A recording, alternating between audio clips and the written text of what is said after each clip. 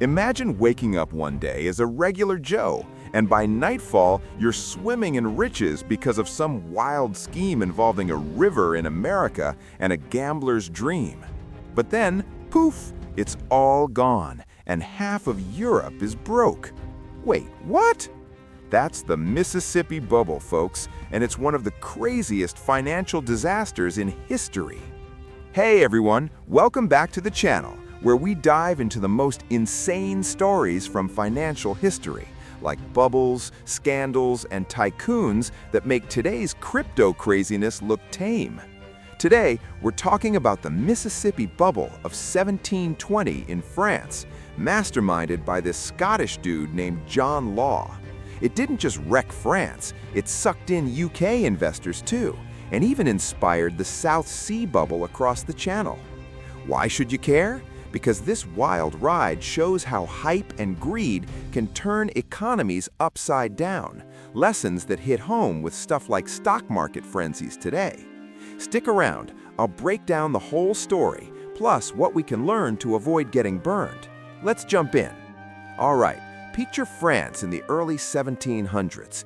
King Louis XIV just died in 1715, leaving the country buried under a mountain of debt from all his fancy wars and palaces. We're talking billions in today's money, total chaos. Enter John Law, this charming Scottish economist and gambler who'd fled Britain after killing a guy in a duel. Yeah, you heard that right, a duelist turned financial wizard. Law had this radical idea: paper money instead of gold and silver coins, which were scarce back then. He pitches it to the regent, Philippe d'Orléans, who's basically running France for the kid king Louis XV. Philippe's like, sure, why not? So in 1716, Law sets up the Banque Générale, France's first private bank, issuing paper notes backed by land or something vague. It works at first. People love the convenience. But Law's not stopping there. He dreams bigger. In 1717, he launches the Company of the West, aka the Mississippi Company, to colonize and trade in Louisiana. Think the massive Mississippi River territory France owned in America. Sounds legit, right?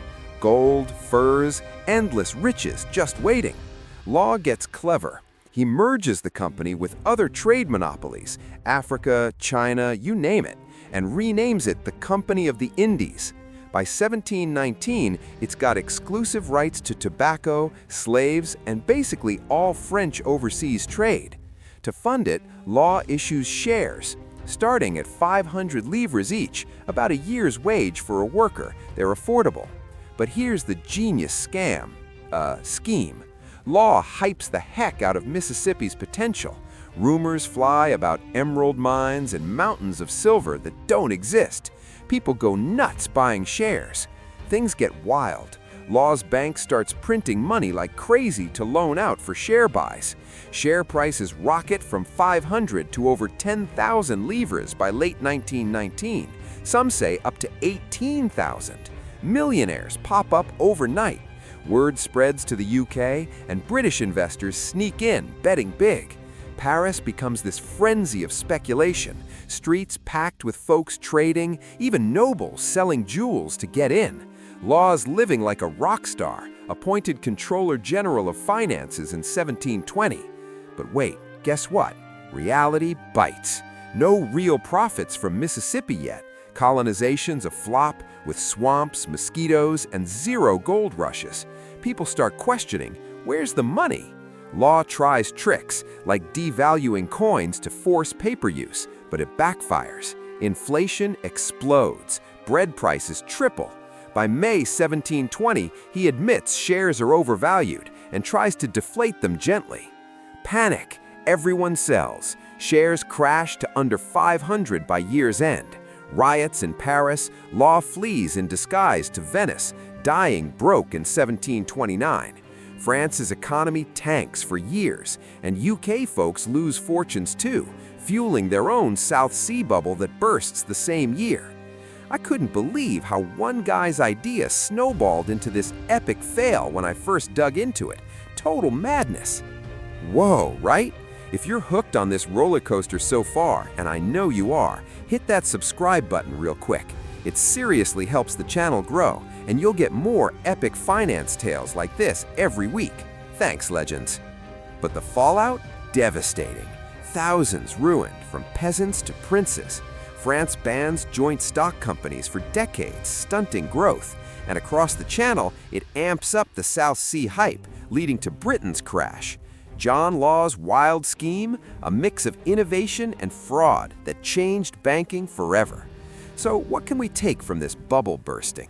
First, beware of hype without substance. Mississippi was sold as El Dorado, but it was just swampy dreams.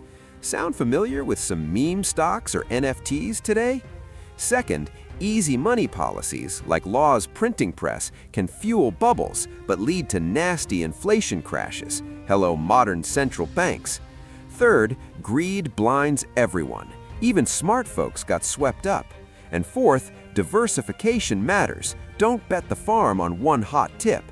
This 1720 mess reminds us why regulations exist now, but bubbles still happen because human nature doesn't change.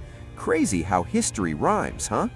All right, that's the Mississippi bubble, John Law's epic fail that shook two nations. Thanks so much for watching. I had a blast sharing this. If you enjoyed it, smash that like button and drop a comment. Could something like this bubble up again in today's markets? I'd love to hear your thoughts.